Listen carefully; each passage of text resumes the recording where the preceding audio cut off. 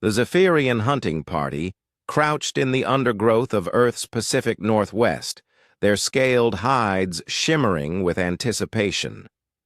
Commander Vexitar studied the peculiar bipedal creatures through his bioscanner, noting their soft, pink flesh and complete lack of natural weaponry. No claws, no fangs, no armored hide. These humans appeared to be the perfect prey species. "Look at them," hissed Sub-Commander Krelthak, his mandibles clicking with amusement. "They're even more pathetic than the herbivores on Centauri Prime. No wonder they've remained confined to this single world." The Zephyrians had conquered 17 star systems, each time establishing themselves as the apex predators. Their philosophy was simple: the strong consumed the weak, and these humans clearly belonged to the latter category. They had observed human settlements for weeks, cataloging their weaknesses, their slow movement, their dependence on primitive tools, their laughably fragile bodies. Vexitar adjusted his plasma rifle and prepared to signal the attack when something unexpected happened. The humans below began moving with sudden urgency, their voices carrying up through the forest canopy. "Grizzly tracks," one of the humans announced, kneeling beside what appeared to be indentations in the earth. "Fresh ones. Big male, probably. 8 feet standing." The Zephyrians exchanged glances. Through their universal translators, they understood the words, but the humans' behavior puzzled them. Instead of fleeing in terror, as any sensible prey species would, the humans seemed excited. "Sarah, get the tranquilizer ready," said the apparent leader, a male with graying fur on his head. "Mike, check the GPS collar. This is the one we've been tracking for 3 months." Vexitar's bioscanner detected an enormous life form approaching through the trees, a massive, heavily muscled creature with razor-sharp claws and teeth designed for tearing flesh. The Zephyrian's own species would have given such a beast a wide berth, recognizing it as a fellow apex predator deserving of respect. The humans stood their ground. The creature, this grizzly, emerged from the tree line, standing on its hind legs to reveal its intimidating 8-foot frame. Its roar echoed through the forest, a sound that would send any rational species fleeing in terror. The Zephyrians instinctively raised their weapons, their predator instincts screaming danger. The humans didn't even flinch. Instead, the female, named Sarah, raised a small device and fired a projectile that struck the massive predator in the shoulder. The beast swiped at the air, roared again, then began to stumble. Within moments, the apex predator of Earth's northern forests collapsed unconscious.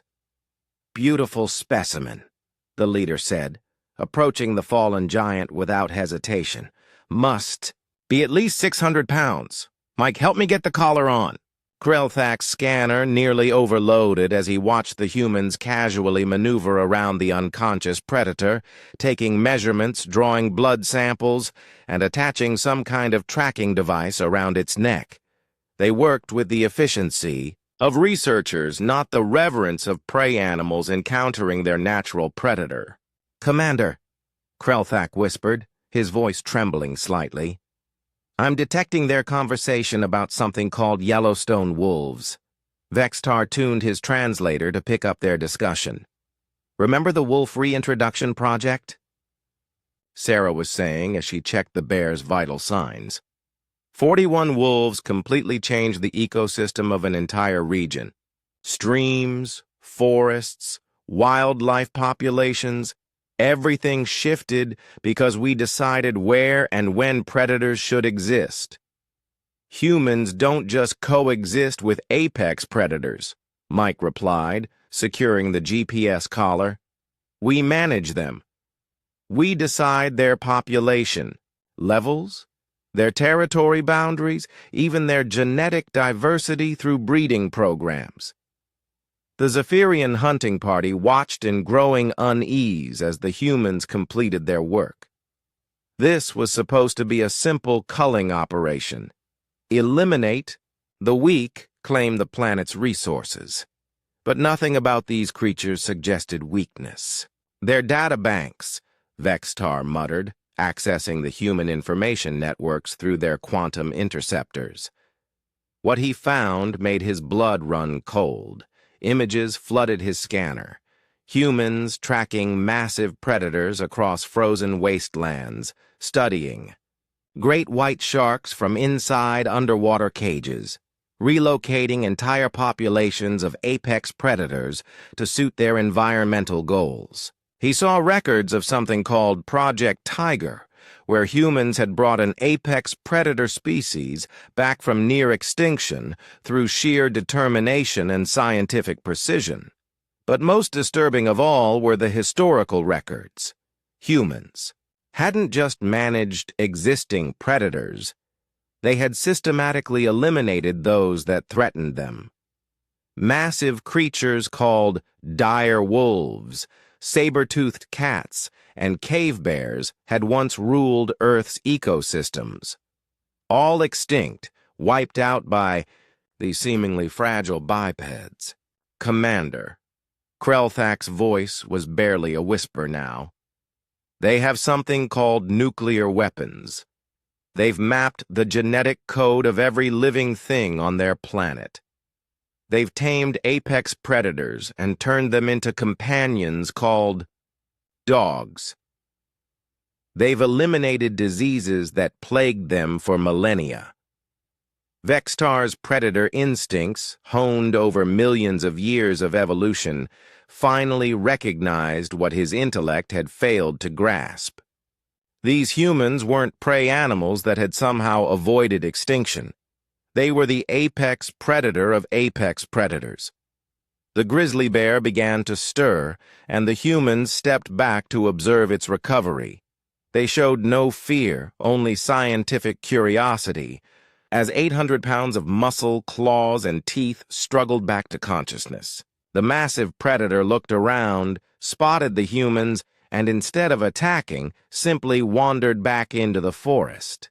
It had learned, through countless generations of genetic memory, that humans were not prey. "Retreat," Vextar commanded, his voice hoarse with newfound understanding. "Full retreat. Mark this system as restricted, apex predator territory." As the Zephyrian hunting party slipped away through the undergrowth, they left behind their plans of conquest. They had come expecting to find easy prey on a backward world.